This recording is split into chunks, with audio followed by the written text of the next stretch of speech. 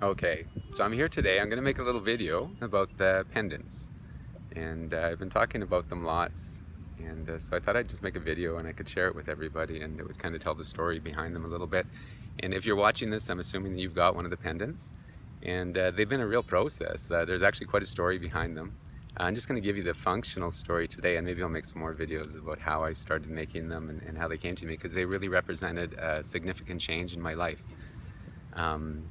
When I first got a pendant, I was given one just randomly by somebody who gave me one at just some random event, and they put it around my neck and they walked off. That was it. They just said that whatever, there's a whole story. And that pendant changed my life. It really started, it was significantly timed with a chain of events that happened in my life that significantly changed the way that I saw and interacted with the world. And that's still playing out now, 7 years later. And after being gifted this pendant, it took me about 5-6 years, and then I began making the pendants in my own style with something special. So it's been a beautiful journey, and they've really been part of my transformation, this whole pendant, and even the making of the pendants, the understanding of what's inside of them. So many things in my journey has been represented through these pendants. And it seems as though as these pendants go out, they come into people's lives when people are going through transitions, which is kind of what I was going through as I was making them. And it was a whole sequence of events that came along with these pendants. And so they seem to find themselves into people's lives who are going through some sort of a change or a transformation. And I'm sure that if you're watching this, you are going through a change and a transformation. And I don't know if the pendants are the catalyst. I don't know if they're just there to help us through, but they do find their way, and they're very special. I've only made a very few of them. And I'm working on making them look pretty, so they're looking a little bit better now. But the actual functional part is the little vial inside. I don't know if you can see it, but there's a little vial inside, and inside that vial is something very special. Everything inside of the pendants also is functional. All of the coils, all of the crystals, they're not just made for beauty, they're made for functionality. And the material inside of the pendants is what some people call ormus, or white powder gold, or manna. I've heard it called manna from the Bible. And a vision came to me a year or two after I was in Israel, and I was in the Jordan Valley, and in the valley of the Yam-Melech, the Dead Sea. It's called the Dead Sea, but I don't like that name because it's not dead. It's very much alive. So here they call it the Salt Sea.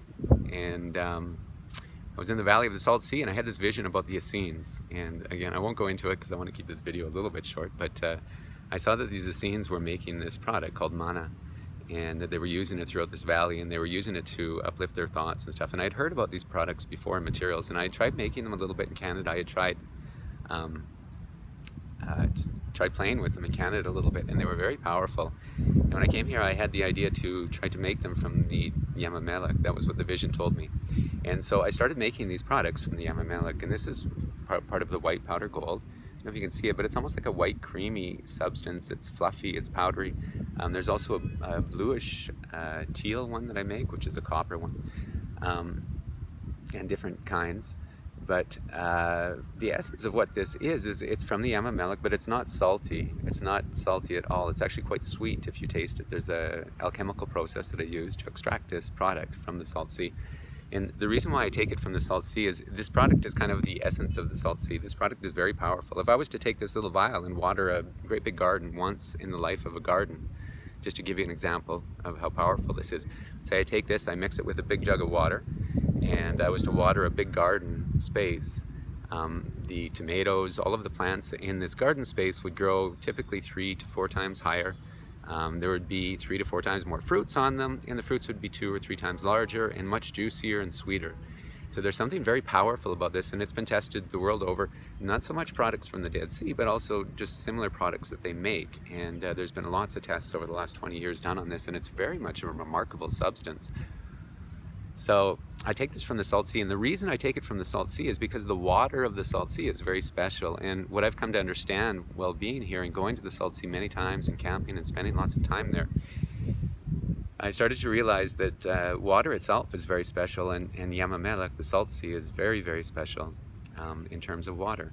So what I noticed is that water is in everything. It's in every plant, it's in every leaf, it's in every butterfly wing, it's in every cell of our bodies, it's in every hair on our head.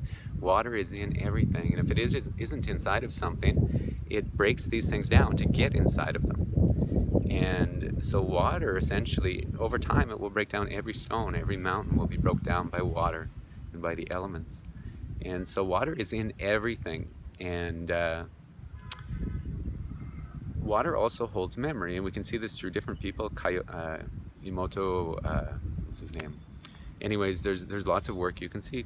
Water holds memory in many different ways. So water is very special in that it holds memory, and it's in all things. So essentially water holds the memory of all things. And water is a very unique characteristics, because it always does the same things, and it flows always. And this water flows to the all water flows to the lowest point in the world, which is Yamamelech, which is the Dead Sea. So at some point in every drop of water's life, it will flow through Yamamelech, the salt sea. It may take millions of years, but every drop will eventually get there because it's the lowest point in the world. And what happens is all of the information is left from all of this gathering of information all around the world. All of that information is brought to the Dead Sea, or the Salt Sea, by water. And its imprint is left there because water is only distilled out of that place. It's only evaporated, and with evaporation comes leaving of all of the information that was in the water. Distilled water is pure water again.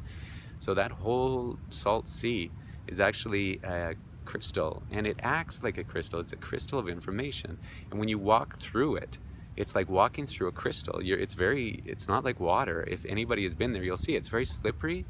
It doesn't dry off of you. You can actually just kind of walk through the water. You float up to your belly. And what's happening is we're actually walking through almost like a quasi-crystal. And this crystal holds all of the information of all things. And people come to Yamamelech from all around the world. There's resorts on some parts of it where people come, and they come there to heal.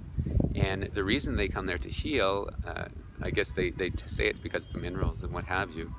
But I don't know. Whenever I got a wound or something, it was not that good to rub salt on it. But I think the reason why people actually come there to heal, and the real reason, is because when we're sick, or when we're diseased, when we're diseased, not at ease, we're missing components of information. We're not able to process things properly. We're missing information, and therefore we get out of balance. And so what happens is when we come to Yamamelech, or when we come there and we're in the water, close to the water, we have access. Our subtle body has the ability to pick up all of that information that's there, and it gives us the ability to get the information that we were missing, and to integrate it into our subtle body, making us more whole. And so the water of the salt sea holds all of this information. And what happens is I distill this product out, which is the essence of it. It's kind of the atomic particles of it. Monatomic gold is what they call it, some people, meaning that it's single atom elements. And this product is, they say that it's single atoms. So it's, if you think about it in the essence of creation, when non-existence comes into creation, it must come in through the atom. It's the smallest form. So even the story of Adam and Eve shows us this in the Bible. But it comes in its most simplest form, and from there it expands out. So that simplest form, that atomic form, is the form which human intention is able to connect to greatest, because our intentions are what create this world and create each of our worlds. And so that atomic state is the primal state upon which human intention can be applied. So what we've done, or what I've done, is we've taken this monatomic state of all of with the essence of all of the information in the world, and we put it into this little vial, and we put it into the pendants, into the vials inside. And the idea behind it is that as you're wearing these pendants, and as they come into your life, you are always going to have access to all of the information, the essence of all of the information that has ever existed in the world. So that subtly and day by day, you can continually begin to make the best possible choices that you can, knowing that you have access to all of this information, and that your subtle body always has access to this information. You can always make the best decision in every given moment. And so that's the idea behind these. Also inside there's the coils and these things, and that's just to bring energy to this and to hold space for the information that's inside of here. So that is the lowdown on the pendants. I am so happy you got them. I'm so honored to be able to make these pendants. It's been such a process, And there's so many more stories that I have behind them, and maybe I'll share them more as time goes on. But for right now, that gives the functioning of the pendants. You can see what it's about. Some people say that it's very strong on their dreams, and their dreams begin to become very intense. If it does happen, just put it in another room. Don't even sleep beside it. Just try to put it in a different part of the house. What I found is a lot of times, depending on where we are in our journey, our dreams are used to help us process our journeys. It plays out in our imagination and in our mind scenarios that we don't necessarily need to experience in this life. Some we do, some we don't, but for the most part, it's kind of an imaginary place where we can play out these scenarios. And a lot of times, as we're cleansing patterns from our system, our body will use our imagination of our dream to be able to play out these kind of fearful scenarios sometimes, or a little bit more intense scenarios that we don't want to experience in this more dense reality that can stay and that we have to work with for longer times. In the dream, these experiences just flow through us. When we wake up in the morning, they're done. So sometimes at the beginning, just for the first week or so, depending on how much processing is going on, you can find your dreams become very intense. And if that happens and it's too much, just set it aside. If you're okay with it, just let it go through. After a week or so, it'll cleanse itself. And another thing with the pendant is when you feel done with it, a beautiful thing to do is to gift it onto somebody else. You'll know when the time is done. You'll just feel there's another connection. A lot of people just lose them at certain times, and a lot of people just give them away. But when you feel like you're not using it, or when you feel like you're not attached, it would be such a blessing if you could just pass it on to somebody else and allow that energy that you went through to be shared with somebody else and to share that experience with them. So anyways, enjoy the pendant. I'm so happy that you have one. And all the blessings from Jerusalem. Here I am, we're just at the old city right there behind me. And we're sitting on one of the beautiful hills here just outside the old city. And this is where the pendants were made. And they have all of the blessings of Jerusalem and Israel and the Salt Sea and Yam and me with them. So enjoy, enjoy.